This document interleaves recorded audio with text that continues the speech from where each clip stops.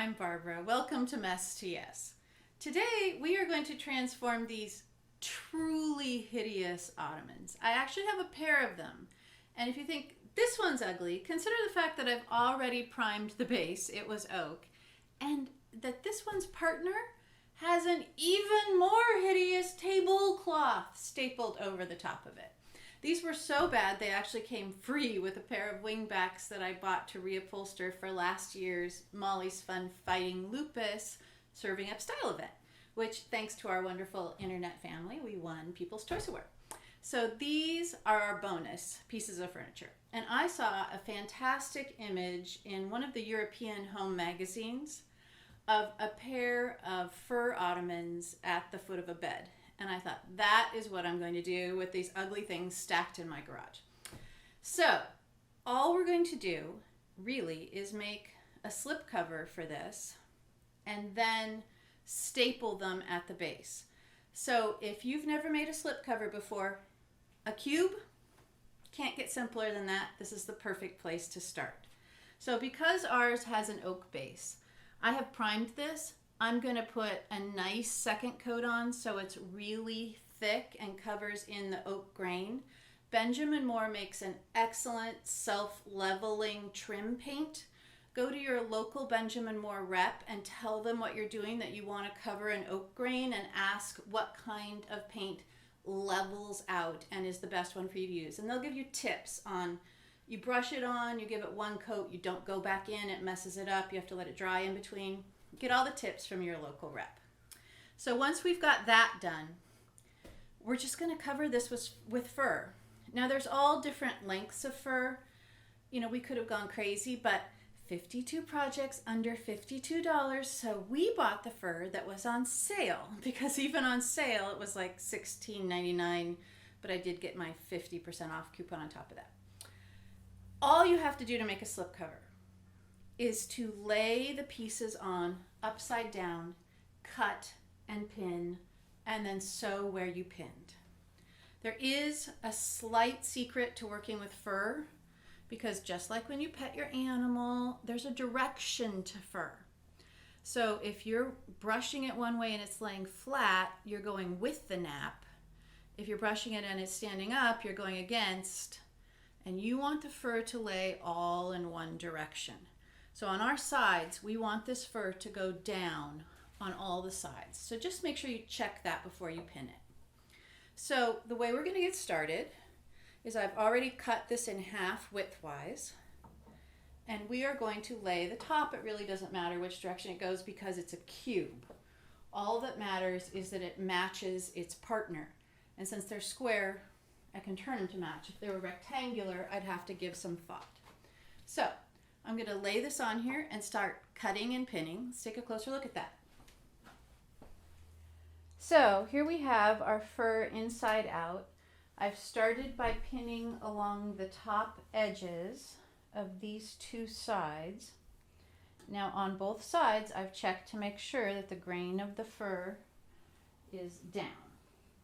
And the trickiest part is going to be doing the corners. Now I recommend that as you go, you cut your extra away so it doesn't get in your way.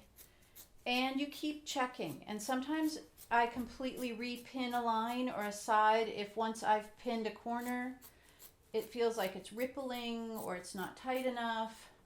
You know, adjust as you're working, because obviously nothing is permanent.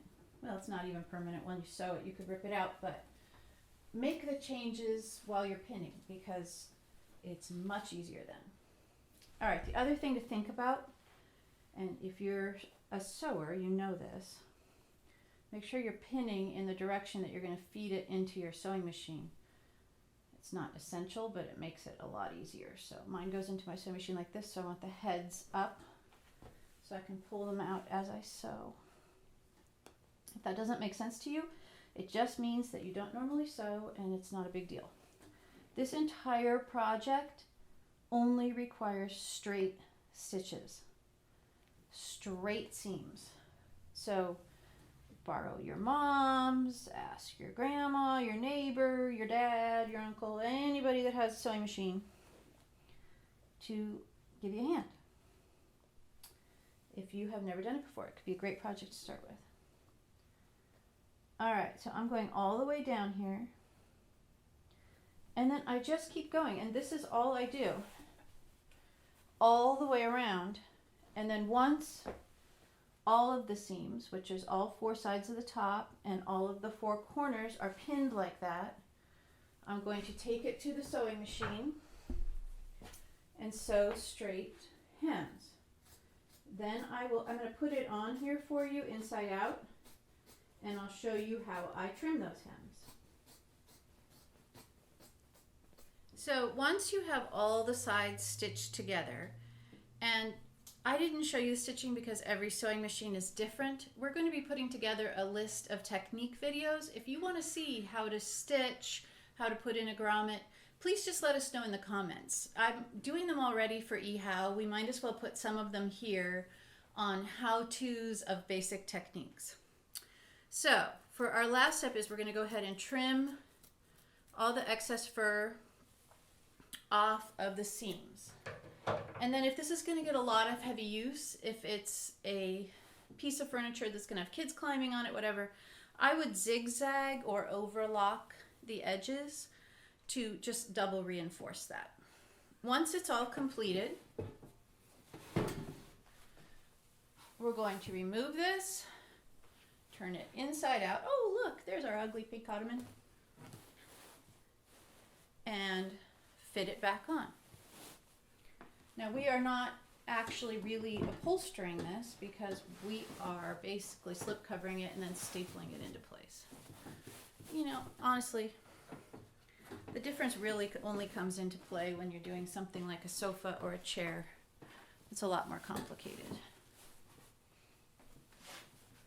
And we're permanently attaching it, so it's more than just a slip cover.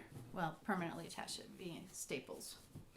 Okay, so once we have that, I went around and I pulled all the little fur out of the seams because I wanted it to lay over the seams instead of having really big, obvious corner seams.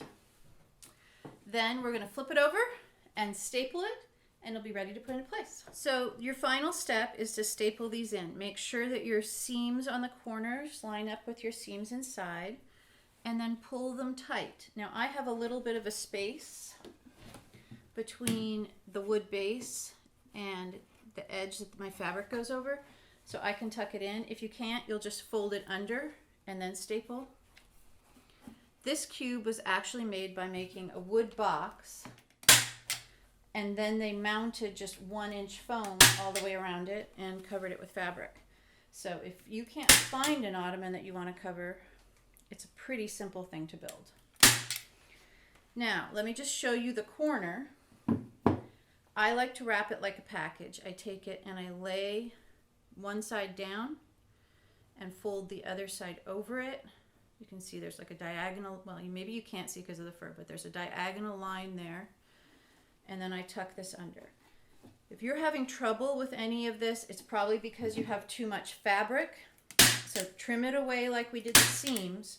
Don't trim so much that you leave yourself short, but make sure you have a nice amount to go in, but not too much to make it bulky. Do that all the way around, and then let's look at this furry little beauty in place.